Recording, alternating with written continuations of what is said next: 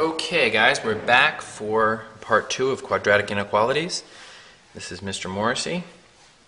Right now in example 4, we're looking for real values of x such that negative x squared plus 7x minus 13 is greater than 0.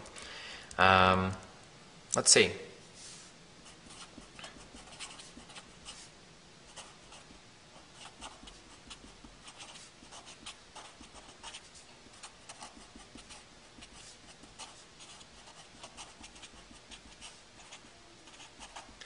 Let's divide by negative 1 and switch the inequality sign.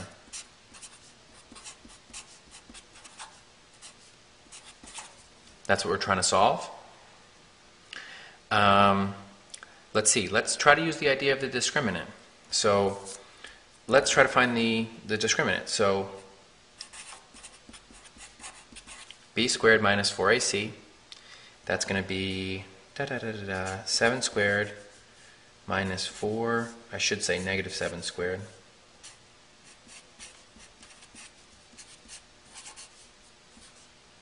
Now 4 times 13 is 52, so that's negative 3, so it doesn't really matter. It's a negative number. And the negative number means that the graph is going to look, since it's an upside down facing graph, the graph's going to be in one of these two quadrants. We know that negative 13 is the intercept, so maybe it looks like this. I'm not saying that it does. Maybe it's over here.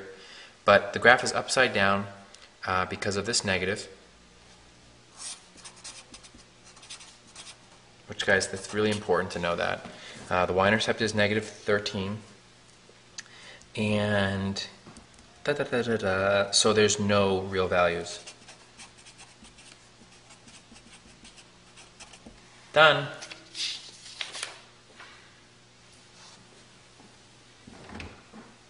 Okay, let's go to 5.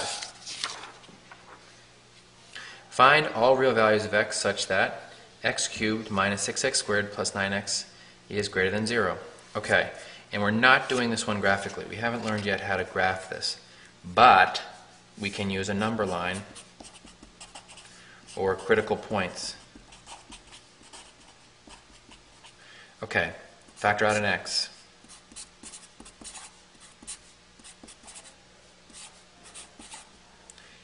That's a perfect square.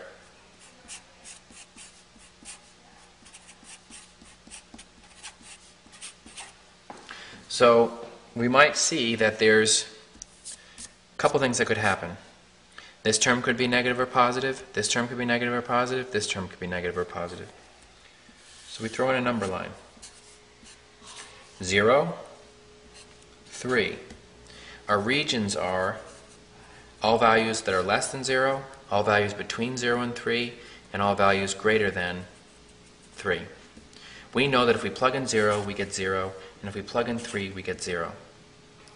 So let's find f of 10, which will be over here. Well, 10 is positive, 10 minus 3 is positive, 10 minus 3 is positive. It's a positive area. We're looking for positive numbers. Let's between 0 and 3. Let's choose 1. 1's an easy number to deal with.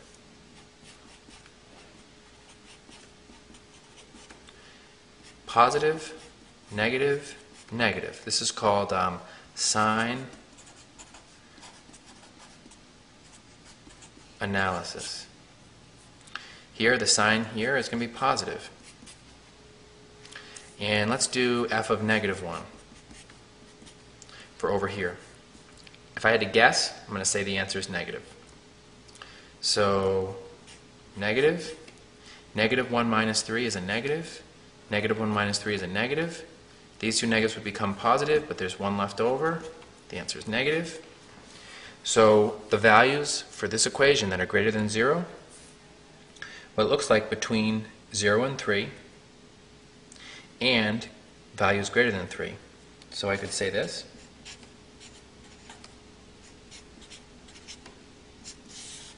Done. Or interval notation.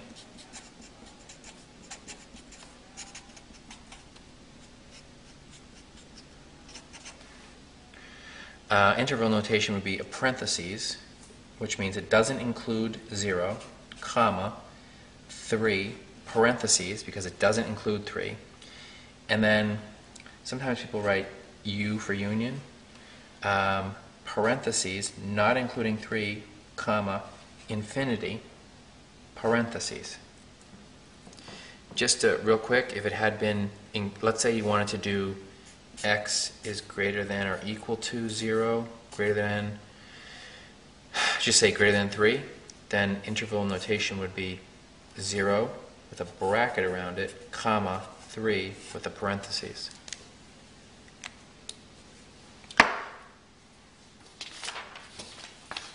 Okay, guys, we're done.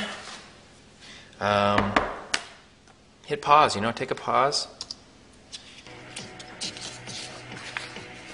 Let me know what the key skills we practiced today are, and write down at least one question you have.